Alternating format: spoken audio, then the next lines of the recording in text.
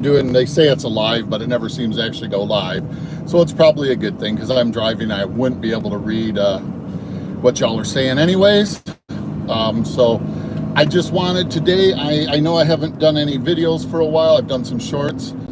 I honestly have been fighting something. I caught something about a little over a week ago that until yesterday, honestly, even part of yesterday has just been kicking my patootie. I mean, like, just congestion, not just sinus congestion, but in the lungs. You know, I'll cough and it just, I'm bringing up yellow, gross, nasty mucus, phlegm, whatever the hell you want to call it. Excuse my language. I'm so tired of coughing and hacking. My chest actually hurts. My throat's a little sore from it. You know, I get like a weird metallic taste on the stuff I'm bringing up. I did not test positive for COVID, so I don't know. There's something going around this year. I can't remember what the heck it's called, but I think had found it. But excuse me, sorry about that. That happens once in a while still. I'm on my way into an eye doctor's appointment, and I thought, man, you know what? This is a perfect time where driving around, you know, you're driving. I have my phone mounted so I can still pay good attention to where I'm driving and do the right things. And I thought maybe I'd put a little video up here. Not going to be showing any knives, and I might, if the video actually goes the full time all the way to the eye doctor's appointment, I might show some videos. It's so funny, Bubba yesterday, you know, from Bubba's EDC, Brian was talking about how people in Georgia don't know how to drive. Well, it's no better up here in northern Michigan, and it's consistently getting worse. I think it's because we get a large influx of people from the Chicago and the Detroit area and larger cities, and I swear as confused as like somebody like me gets when they're in a bigger city, because, you know, this is Podunkville up here. They get up here and they get confused because they're so used to driving so aggressively, you know, to not be in the way. And basically, you know, the times I've been in Chicago and Detroit, you have to drive somewhat aggressively to not get ran over, and, you know, and to try and keep the flow of traffic. Well, up here it's a little bit more laid back, especially if you're local born and raised like me, and you just kind of go, oh, the speed limit, I will do the speed limit plus maybe 2. You know, when you go through a small village like the village I'm in right now, it's 25. You actually go 25, not like this guy behind me that turned the corner like where I just was like maybe 20 seconds ago and is already on my tail. You know, and the reason you do that is because there are children that live here. And, you know, even though children and parents should be watching their children, it happens. The ball gets away, this or that happens. And, you know, little guys and gals run out in front of you, and pets, you know, dogs, you know, as well as they're trained, sometimes they get excited and they don't realize, and, you know, cats and stuff. And, you know, it's a common courtesy to me anyways. It's how I was brought up and raised, that, you know, you're going through a village or something, do the speed limit, because, you know, you never know what could pop out in front of you. You know, I have a scary story, or less a blessing story. When I was working for AT&T, I was in my company truck, a Ford F-350, you know, sets up pretty tall, had the plow mount and everything on it, but didn't have the plow on it because it's like this time of the year around June. I was going through a little bird called Charlevoix, and it's where, you know, the road drops down in the middle of a little bird, goes over a drawbridge, and it's literally tourist trap on both sides of the road, and there is crosswalks and stuff. And I'm driving, and I don't know why, thank goodness I was doing the speed limit, which was 25 and no faster. Something caught out of the right side, my right eye, don't know what it was, and I just jammed on the brakes. This woman comes running out frantically, and I thought, oh my God, I hit a kid or something. But because I'd happened to catch this little kid, I ended up not hitting him, because I barely caught it, but like literally I couldn't see him in front of my truck. You know, and this mother's just like, oh, thank you, you know, just telling me thank you. And I was just like, my heart was just like 7 million. It was like, you know, I was like, oh my gosh, I could have just killed a kid. Yeah, it would not have been my fault. I was doing the speed limit and everything. But, you know, it's just stuff like that. He ran between a car, seen somebody or something on the other side of the road, and was going to go get him. You know, little kids don't think of that stuff. Heck, half the adults up here don't think of that stuff. especially this time of the year. This northern Michigan is a tourist trap, basically. This time of the year, Traverse City, which is the largest city up here that I'm closest to, like almost triples in population, especially during the Cherry Festival, National Cherry Festival, which happens this time, first ever time in the end of June. Used to always be the first full week in July, but they want it to be on the 4th of July, which I guess, hey, good for them, I guess. But our population will triple. Sometimes when the Blue Angels or the Thunderbirds are here, it'll quadruple in population. And yeah, it's nuts. And of course, it's tourists, they don't know where the heck they're going. And you try to have patience and understanding with them, but at the same time, I'm the bird. I have some bad habits of that. I know it's not very Christian, and I'm working on that. It's something that I have to work on, is a little bit of road rage. But we all have things we have to work on. That's one that I realize I have to work on, and I'll just do it. But yeah, I just wanted to get on here and let you guys know, just kind of a ramble, let you know where I've been. I haven't forgotten YouTube. I've been sick. I mean, I could not have done this talk yesterday, to be honest, because I was excuse me, I would just end up with a coughing, hacking spell. I wasn't even too sure how well today would turn out, because I wasn't sure if I was going to end up having a hacking spell. We got a person up here that wants to turn right but won't get off the road a little bit. Some tourists from Florida got their Florida plates, couldn't just get off the road just a little bit so people could go around. They make us get down to 10 miles an hour, and considering it's a paved shoulder, they should have been courteous, but that ain't gonna happen this time of year, or even most of the time during the year. Sorry, I had to get a drink of Mountain Dew Zero. My weight loss. I have officially lost 80 pounds from the time I started my total diet with the VAs. They call it the MOVE program. That's including everything I lost before I was even put on the Wegovy. So I've lost, I'm going to say, right around 60 pounds with the Wegovy, and it's a little over 20 pounds just by pure sheer will and effort. I will say this: I've noticed that I think I'm on the max dose of Wegovy now.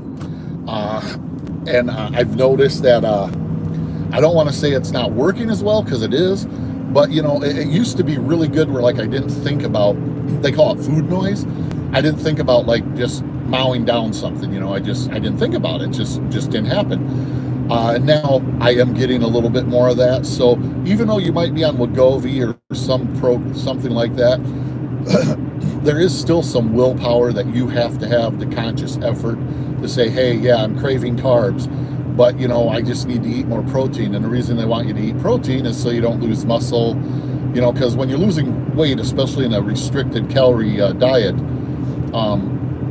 it'll burn fat and muscle if you're not careful. So I gotta work on that better. I gotta get myself my protein intake up a little bit more, and I'm working on setting up a weightlifting or a workout area in the basement of our house. I was working on that 2 days before I got sick, and haven't been back down, because I did it one day, did great progress. I was super excited about myself. My wife was even like, holy cow, you got a lot done. The next day I didn't do anything because I had a busy schedule, had a bunch of appointments and stuff, and then I got sick. So it's just, that's how life rolls. So now I just got to get back up on the horse. I'm feeling better. Like I said, I'm not 100% yet, but I'm feeling better. I don't think I'd be able to spread anything. I don't have a fever anymore. I don't have the body aches anymore. That was, oh my gosh, excuse me, I forgot how blessed I've been and how long it's been since I've had something that gave me body aches.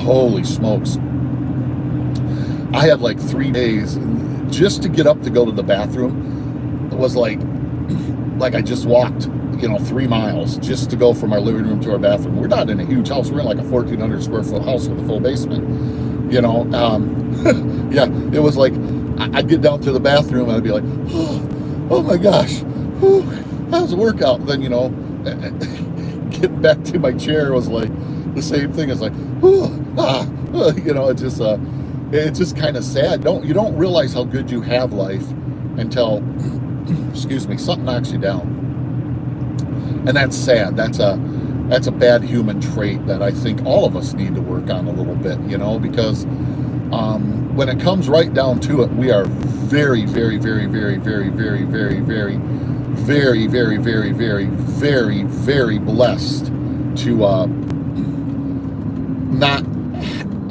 have that all the time. I mean, I have friends that have some issues, and I'm just like, I'm like, wow, and it's so funny. They look at me with my neck and how much pain I'm in all the time, and they're the same way. They're like, wow, Stan, how do you survive?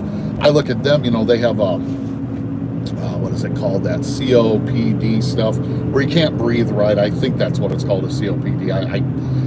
I could be so wrong, it's funny, but I think that's what it's called, or something like that. It's so, just to go to like a little show is a struggle for them. They got their oxygen, whether it's an oxygen tank or their little maker thingy, and it's sad, but like I said, they look at me and they're just like, dude, they're like, we can kind of get away from ours a little bit when we're sitting and stuff. Yeah, you have the, the oxygen and stuff, but you don't necessarily, I guess, from what I've been told, I could be wrong, they don't feel it as badly, because they're not,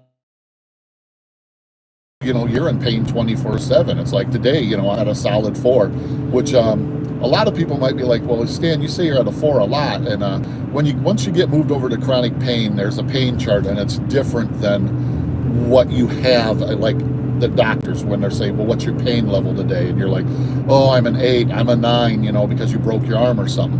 When you get on the chronic pain chart, a 1 is holy cow, I barely feel it. A 2 is, okay, yeah, it's there, but I feel pretty good. A 3 is, yeah, it hurts. A 4 is, as they say it, just another day of chronic pain, which means it's no worse, no better. It's just where it normally is. So for everybody, a 4 could be, somebody else's 4 could be my 6, or it could be my 2, because, that's once you're in the chronic pain scale, so it's like, when I saying, hey, for me, this is a normal day. Yes, I have a headache from my neck, and my neck hurts, and my arms, 5 is, okay, I'm really feeling it today. It's there. A 6, basically somebody on a chronic pain scale, when they get to an 8, they're saying you should be going to see a doctor. They say you get to a 9 or a 10, you need to be in the emergency room. Something is absolutely wrong. Something might have changed. Something happened. But like on a 7, like I said, they say you should be calling your doctor, your normal provider, medical provider, and saying, hey, my pain's really up. I've been, today, started a little bit yesterday, is up, but today it's really up, to whether, come in and get checked out what's happened, or get put on a prescription to try and help the pain come down to where it's manageable. So it's, there's just a lot of things to learn once you get put on a chronic pain scale. And I didn't understand that to begin with, so it's like funny when I'm at the pain clinic, you can always tell when it's somebody new to go into the pain clinic, like their first time, because they'll be like, oh, I came in and it was a 10 and now it's, and you just chuckle, and you can even see the doctors and the nurses, they're like, okay, because they don't want to chuckle, but they understand that that person's new there, and it's nothing against that person. They don't understand how the chronic pain scale works. Like I said, they're used to, like, they go to the doctor and a 10 is, oh my God, this is the worst pain I've ever felt. Where if this person is blessed and they just had their pain treatment in a couple, 3-4 days, hopefully, what they felt was a 10 will now be a 5 or a 4. And that will end up being where their base score is, or a 6 even. That'll end up being their base score of where their 4 is then, if that makes sense. It usually won't drop that many points, but if you can drop like 4 or 5 points, you're having an exceptional. I have about 3 points in a drop from where I was at the worst to when I have my pain treatment. So, and I don't know if y'all want to ever learn this or know this, probably don't even care, but I just thought I'd explain that. It's interesting, you can tell people that have been on the chronic pain scale for a long time, because like I said, the scale is slightly different. Let's get to something happier. I have been watching a lot of really cool YouTube videos, watching my friends and some people that I don't really know. They're either new to YouTube or new to me. They're not friends yet, but I've counted on their channels and said, hey, how you doing? Because I don't count somebody as a friend. Watch some videos, and if you're not a content creator and you just comment, I still consider you a friend after we've had comments back and forth a couple, 3 times, because that's how friendship is in real life. You meet somebody the first time, you talk a little bit, and you decide, hey, this guy's pretty cool, this girl's pretty cool, I'm gonna move them into my friend status. So just the way different things work. Holy cow, coming in hot on my turn here. I forgot how quick this road comes up. So yeah, just so you just learn different things about how everything goes and stuff like that. But yeah, where was I? Oh yeah, YouTube.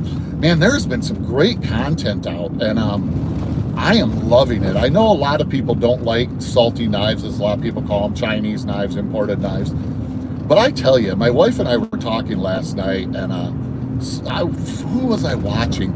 They had gotten a case knife that was, unfortunately, everybody that's in the knife community knows that case's quality control is slipped a little as recent. It has gotten a little better, I've noticed, at least the ones I've gotten, but it's slipped compared to this and that. And like I told my wife, I don't know if really case's quality control has slipped, or it's just us as collectors and consumers have changed to where now we're like, I'm spending $50, $60. I want a knife that is virtually perfect. And when I say perfect is there's nothing that's perfect. There will be a flaw somewhere on that knife or something, if that makes sense, because you can't, there are going to be problems, with it. Dang, I forgot how bad this road was. Oh gosh. Holy crap, and it drops down to 25 here I haven't been down this road in a while. Sorry about the camera jiggling. This place is pothole city, baby. But wonderful import knives have become, that they are virtually perfect, and you kind of you forget that. And when you get a case knife that's not, up to that standard, and you spent more money on it, you kind of go like, oh man, what the heck? This knife was supposed to be way better than this. Okay, what's going on here? We have some goofball wanting to turn left that didn't actually get in the left turn lane. Gotta love it. Oh well. It doesn't help that the truck in front of me has got a trailer. It's working people, they're working. I ain't gonna complain. They're out making a buck. They're doing what needs to be done for their families and stuff. It is what it is, but yeah, the knives, like with me, I spend $80 on a nice trapper. I want that trapper to be like beautiful. I don't want the blades to be off center. I don't want to have gaps. I don't, but the reality is nowadays, with case, that happens quite a bit. And like my wife and I were talking, she's like, well, was that normal? Were they better for it? And I'm like, you know what? I don't know. And the reason